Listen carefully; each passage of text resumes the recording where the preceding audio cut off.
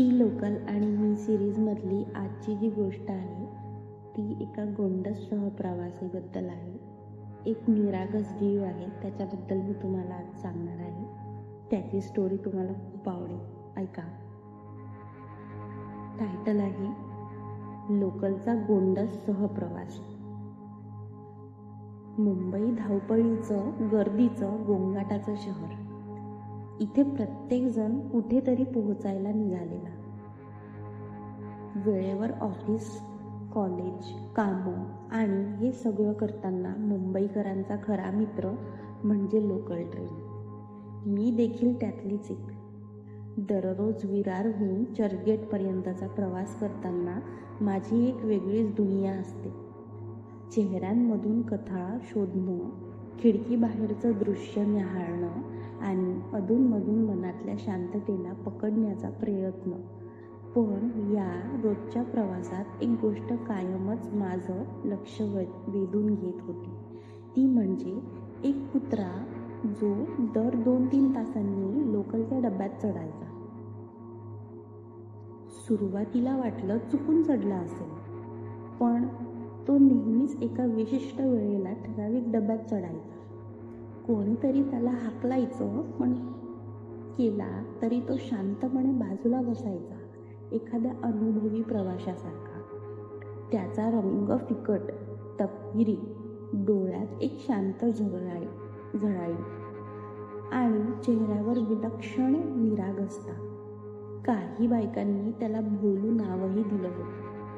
हळूहळू तो डब्याच्या एक भागच झाला होता. कोणी त्याच्यासाठी खाऊ आणायचं, तर कोणी पाण्याची बाटली उघडून त्याच्यासमोर ठेवायचं. त्याची वळवळ, त्याचं डब्यात वावरणं सगळंच मनाला स्पर्शून जायचं. एकदा मी अंधेरीला उतरत होते तेव्हा सहज भोलूच्या जवळ बसले. तो शांतपणे माझ्या पायाजवळ बसला.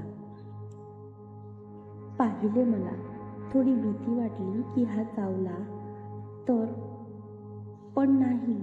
मी माझ्या मनातल्या भीतीला मनामध्ये लपवून मी त्याच्या डोक्यावरून हात फिरवला आणि तो माझ्याकडे बघून डोळे मिटून बसला.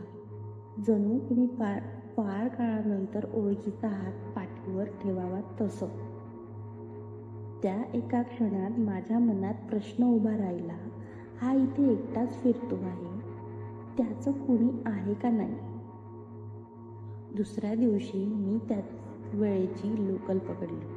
पुन्हा बोलू डब्यात आला आणि यावेळेस मी ठरवलं याच्या मागचा प्रवास मला जाणून घ्यायचा. एका वृद्ध प्रवाशिनीने सांगितलं, ताई, तो इथे मागच्या वर्षी आला. सांगितलं जातं की त्याच्या मालकाचा हार्ट अटॅकने ट्रेनमध्ये मृत्यू झाला. तो माणूस दररोज हीच लोकल पकडायचा. त्या दिवशीही भोलू त्याच्यासोबत होता, पण तो उतरला नाही आणि भोलू मात्र परत दुसऱ्या दिवशी आला. कदाचित त्याला वाटत असावं की त्याचा मालक पुन्हा येईल. माझं काळीज चिरून गेलं. एक कुत्रा ज्याची भावना कोणी समजूनही घेत नाही, तो इतका निष्ठावान की मला माणूस म्हणायची लाज वाटू लागली. माणसाने माणसाशी केलेली नाती अनेकदा स्वार्थी असतात, पण भोलूचं हे नातं, हे प्रेम, समर्पण निशब्द करत होतं. त्या दिवसानंतर माझ्या प्रवासाला एक वेगळीच भावनात्मक बैठक मिळाली. मी भोलूला एक छोटा टॉवेल आणून दिला. तो बसायला. दररोज एक पराठा भोलूच्या नावाचा.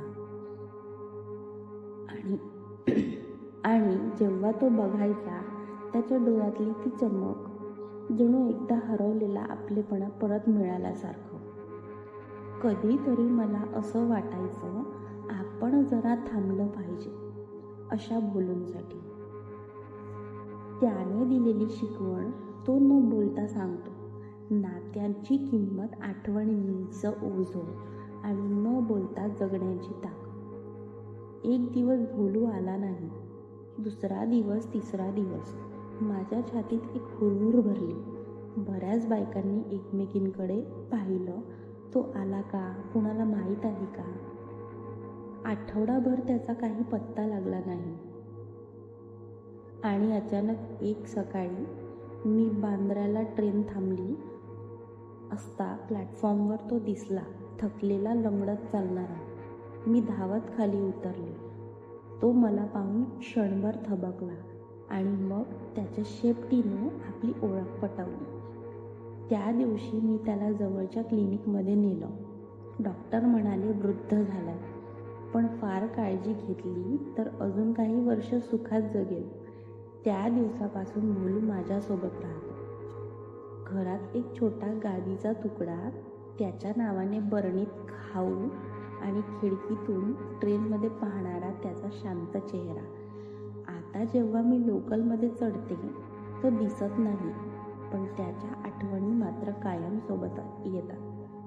आणि कधीमधी खिडकी बाहेर नजर गेली की वाटतं कुठेतरी कोणीतरी एक हरवलेल्या नात्याची वाट पाहत ट्रेन पकडतो आहे. कशी वाटली या गोंडस बाळाची स्टोरी सांगा.